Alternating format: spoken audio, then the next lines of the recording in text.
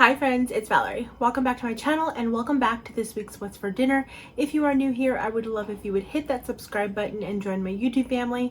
And don't forget to leave a like or a comment down below because it really does help my channel.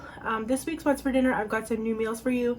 Two of them are going to be new favorites for me. I really enjoyed the spicy creamy like bell pepper chicken, and then there was like a coconut curry basil chicken that I also really enjoyed, even though I didn't expect to.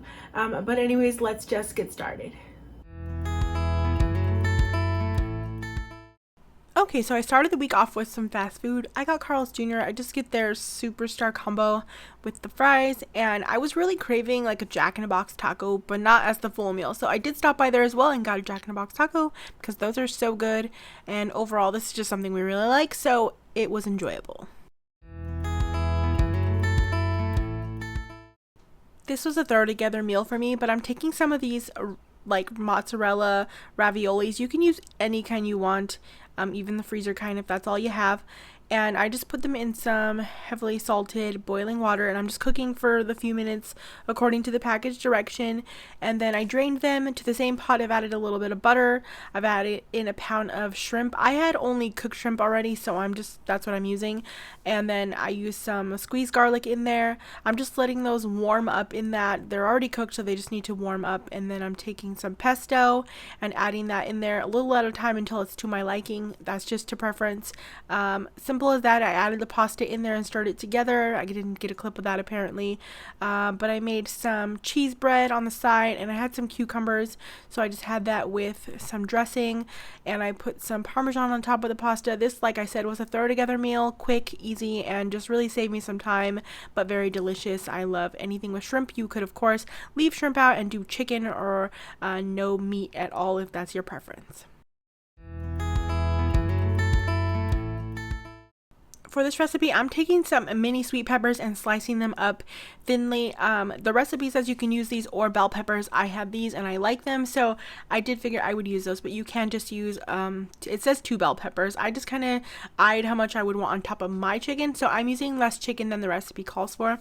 But anyways, I'm taking the peppers, putting them on the bottom of a 9x13 baking dish. I've got 2 large chicken breasts that I halved, but the recipe does call for 4. And then they have you make a Cajun seasoning. I already have Cajun seasoning that I want to use some up on. I have the Slap Ya Mama, and then this Kingsford one you can find at the dollar store, like Dollar Tree. And I'm sprinkling just some of that on there, some garlic and some paprika for some extra seasoning. And I did the Slap Ya Mama on one side, and I'm doing that Kingsford one on the other side. That Kingsford one has a great smell, so I just know that was going to be delicious. It's a little blurry here, sorry the camera wasn't focusing, but I dolloped some just squeezed garlic on top. You can definitely just mince up some garlic. It says 4 cloves or so. Just mince it up and put it on top of the chicken. And then you're going to take 6 ounces of cream cheese. So to make that easy, I cut it in half, cut each half in half, then each of those pieces in half again.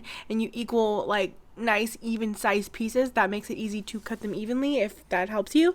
And taking 2 per piece and putting them on top of each of the chicken breasts, and then covering that with cheese. Now, it's about a half a cup. I didn't really measure, but I only had some like grated cheese that I had already on hand, and then I had to use some bagged cheese to cover the remaining part.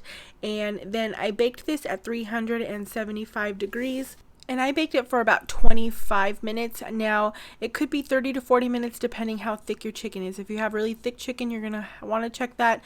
This is where having a digital thermometer really does come in handy. I always use mine a lot, especially for things like chicken.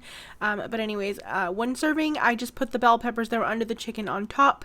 I made some mashed potatoes and corn to go with that because it just sounded really good with that. And then I cut up some cucumbers and tomatoes on the side. I put dressing on them. It's not pictured, but overall I really enjoyed this chicken a lot. I like bell peppers a lot and sweet mini peppers like that, so I really liked that with the addition of the creaminess of the cream cheese, and it wasn't too spicy. If you would like it hotter, you can definitely add more Cajun seasoning or some chili powder if you'd like as well. Now for this, I veered off my meal plan for the week and I have another throw together meal.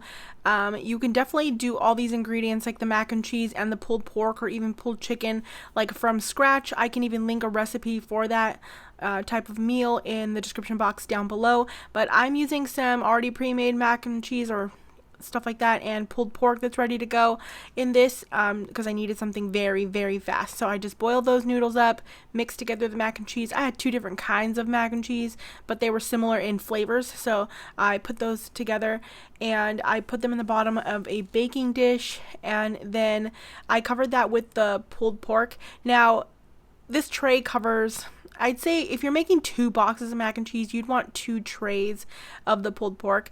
I definitely did not have enough of that to cover the whole thing, but I did decide I could have made it like a thin layer, but I found that to be pointless really.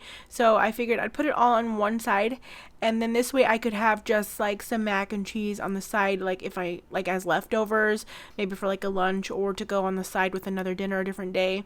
And since all the ingredients in this are already warm, I'm just putting this in the oven at 375 degrees for about 15 minutes just to get some of the pork a little bit crispy on top.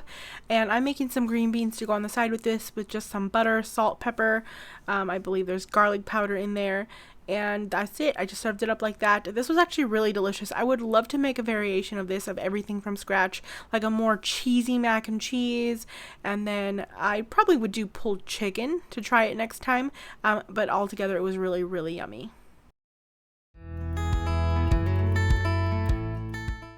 Okay, to start this off, I'm going to make the seasoning blend for the chicken. This actually doesn't contain any actual curry powder, but you can definitely just use curry powder as a substitution. But I'm doing as the recipe said because it sounded really good and I wanted to try it out. So I'm combining in a bowl a half a teaspoon of cumin, half a teaspoon each of cinnamon, ground cloves, ground cardamom, ground black pepper, chili powder, salt, and then a quarter teaspoon of ground turmeric, and I'm just mixing that all together.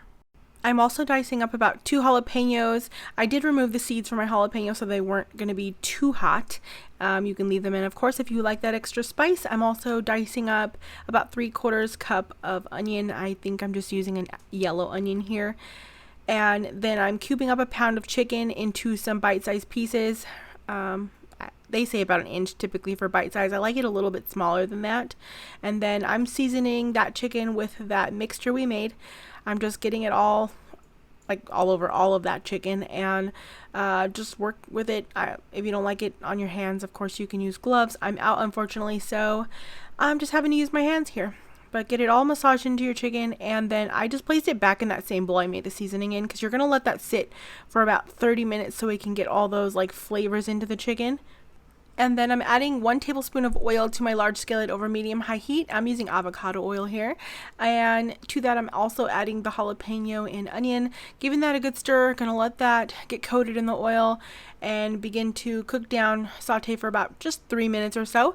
Then I'm adding in garlic. I'm using squeezed garlic. It's about 5 cloves worth or so.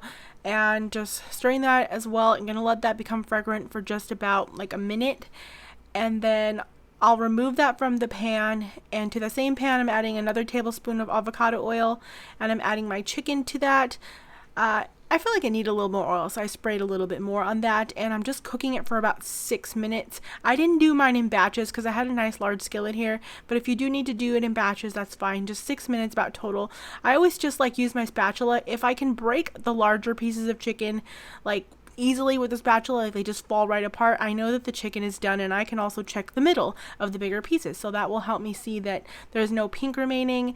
And plus, like I said, it just pretty much falls apart when it's nice and cooked and tender still. And then I'll remove that chicken from the pan. To the same pan I'm adding 14 ounces of coconut milk. I'm letting that just bubble up on a medium-high heat. It's gonna start to thicken and bubble up, and once it does, I'll add in a teaspoon's worth of Worcestershire sauce, and I just keep stirring that together.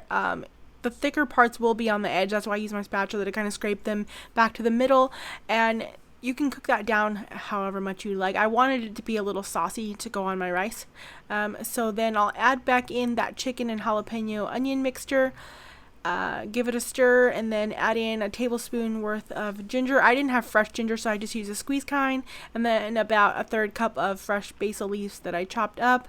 And again, stir that together. Just gonna let this cook for just a couple more minutes.